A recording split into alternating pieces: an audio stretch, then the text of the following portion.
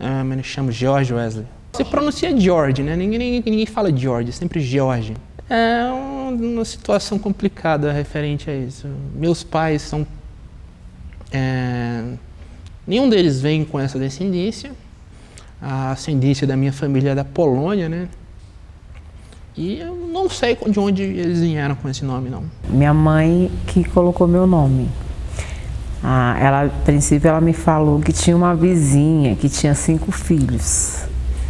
E como essa vizinha ajudava muito ela, quando ela engravidou de mim, ela tirou a primeira letra do nome de cada um dos filhos dela e formou o meu, Milen. Foi o seguinte, quando eu era muito jovem, né, muito jovem, ainda bebendo, minha mãe tinha acabado de me receber, meu pai me pegou e foi me registrar em, tipo, uma semana depois dela ter me ganho. Então, ela não teve presente no registro. Então, quem decidiu meu nome perante a legislação foi meu pai. Prefiro George a Benedito. Adriana Marques. Hoje eu sou Master Coach, eu tenho um trabalho todo voltado para o desenvolvimento pessoal e profissional. Olha, a minha infância sempre foi uma situação complicada, né? Pelo menos no ponto de vista da sociedade. Na década anterior, né? Na década de 90, não existia essa visão que temos hoje em relação às práticas sociais e os problemas sociais. Então, por eu sempre ter sido, vamos dizer assim, sempre fui uma pessoa acima do peso, então eu sempre sofri uma espécie de represália, uma espécie de bullying na minha vida.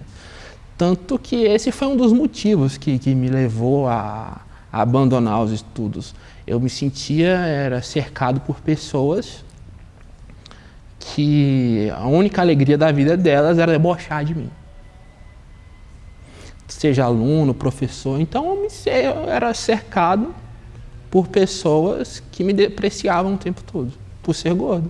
Então, quando eu era pequena, a minha infância foi um pouquinho difícil, né? Que lá em Belém a vida é muito difícil.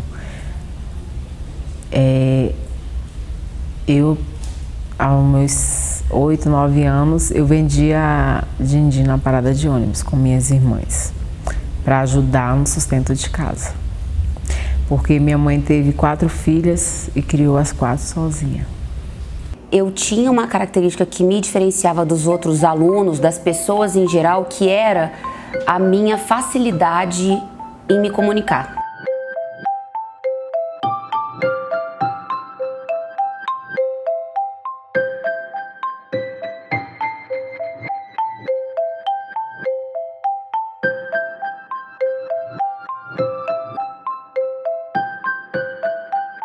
Larguei os estudos, eu tinha mais ou menos 15 anos. Acho que eu enjoei um pouco. Enjoei um pouco de estudar. E por conta do meu problema de vista também. Eu sempre tive muita dificuldade para enxergar, até de óculos, no quadro. Então, pequena, eu sofria muito, tinha muitas brincadeirinhas sem graça, eu chorava demais. Então, mais por conta disso, eu desisti de estudar. A marca positiva, obviamente, é a facilidade que eu tive de me aproximar da maioria dos meus professores, da maioria dos meus colegas. Eu era sempre chamada para ser representante do Grêmio Estudantil, eu era representante de turma, mas o lado negativo é que os próprios professores e os adultos se sentiam incomodados com a minha forma fácil de negociar com as pessoas. Na rede de ensino, sim. Quando eu estudava, por exemplo, no fundamental da primeira oitava, na época que hoje tem nono ano, na época não tinha, né?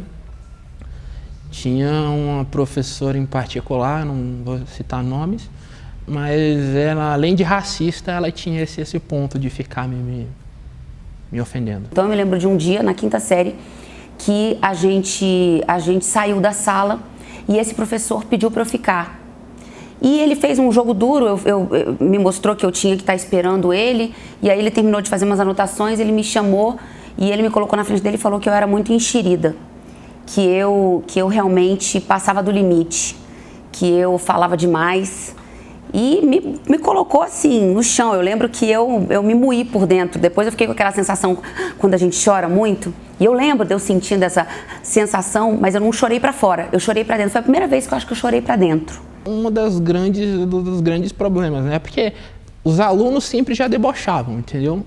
Mas você tem uma pessoa que, como um professor, é aquilo que você quer almejar, aquele conhecimento que você quer um dia conseguir ter e deter, ter um comportamento que, ao ver da sociedade contemporânea, não qualifica um comportamento correto, né, hoje em dia.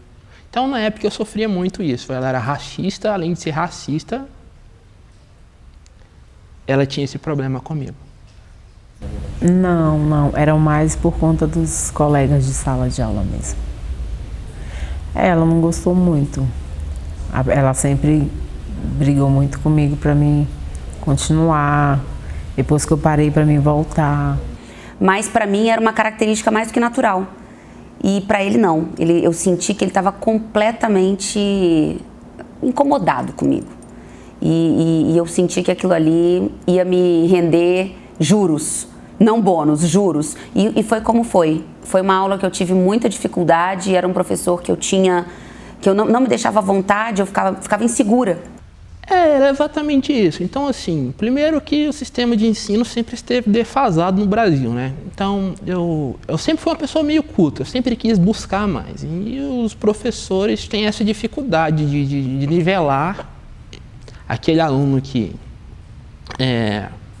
tem uma velocidade de aprendizagem maior dos que não tem. Eu vejo que isso é um grande problema do sistema de ensino hoje. Então, por exemplo, eu sempre peguei muito rápido.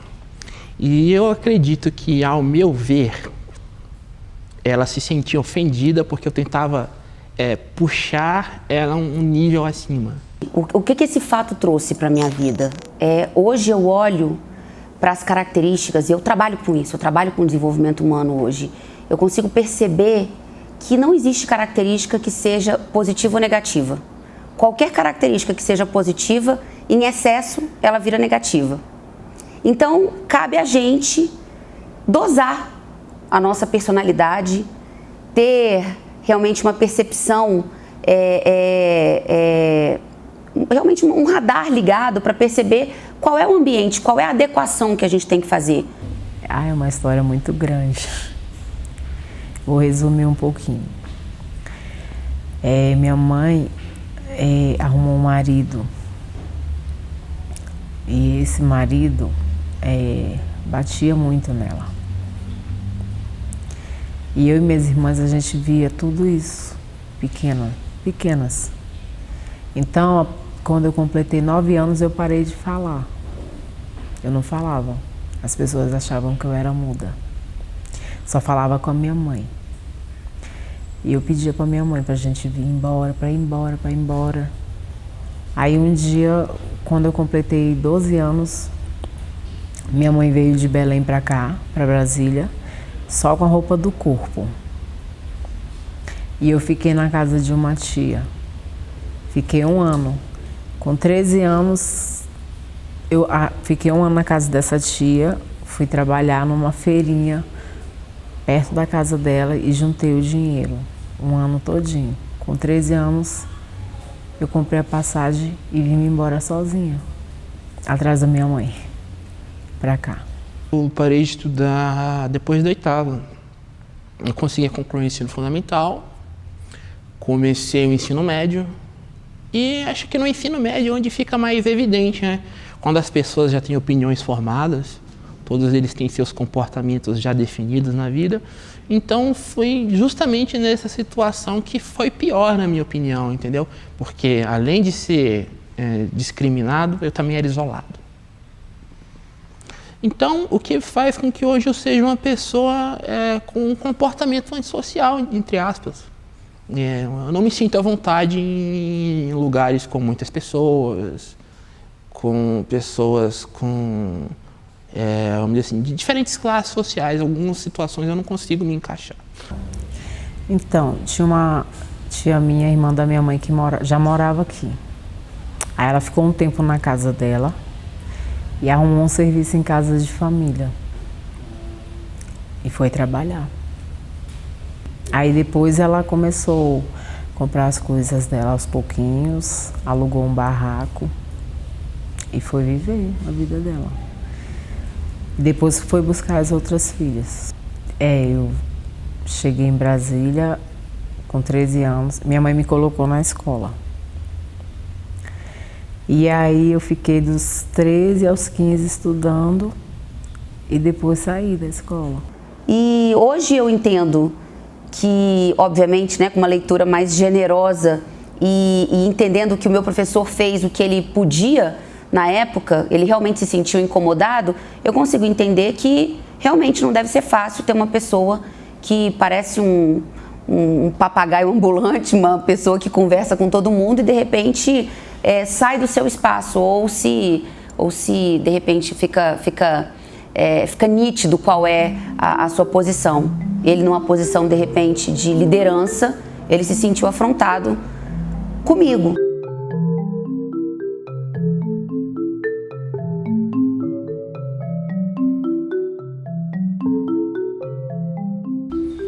Eu busquei outros campos, né? Eu tentei me desvencilhar daquele ambiente desfavorável.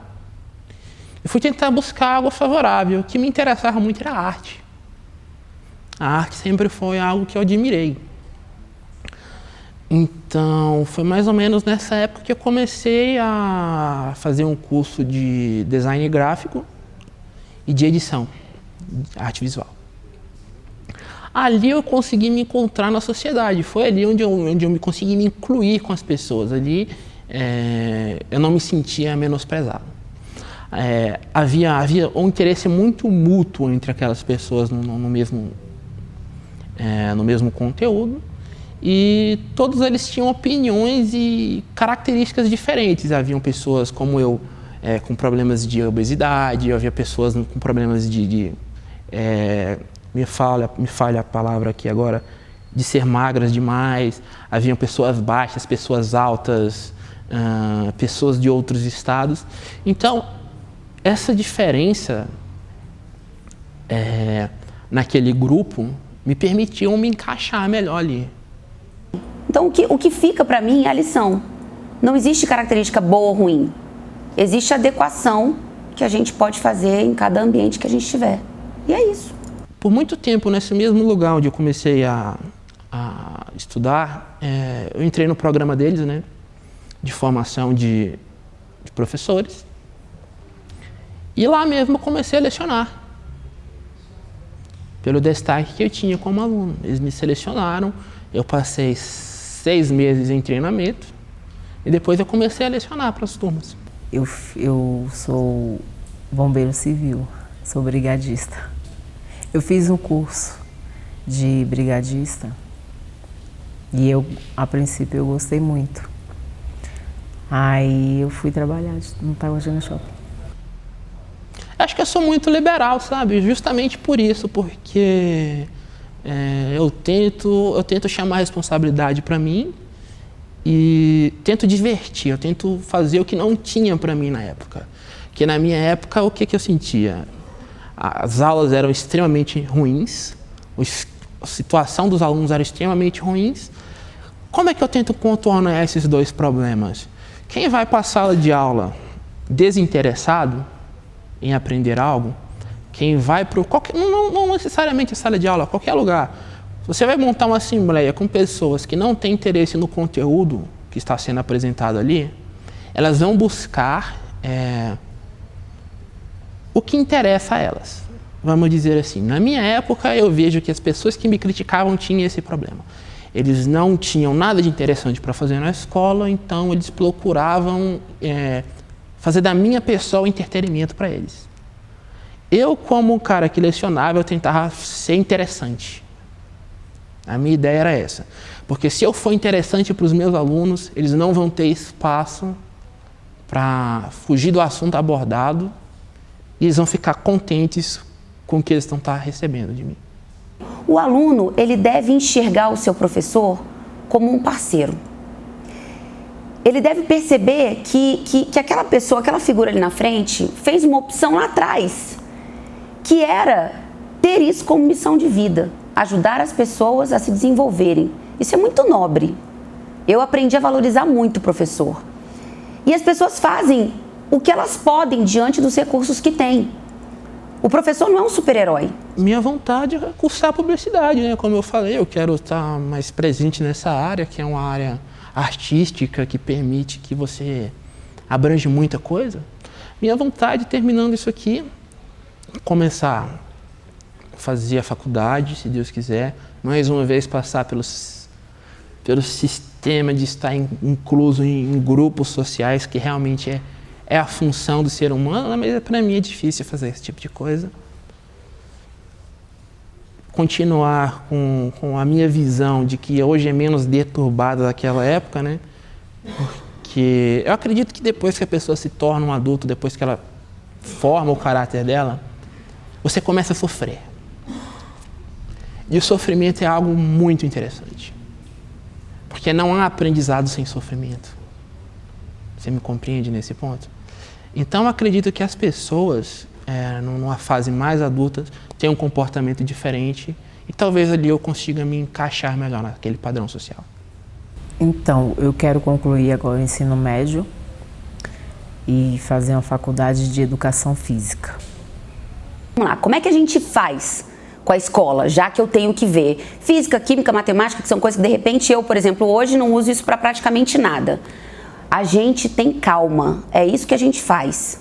Eu hoje digo para os meus filhos, gente, vocês de repente nem vão precisar de tudo isso para o resto da vida. Mas tudo que vocês estão vendo agora ajuda a ampliar sua visão em relação ao mundo.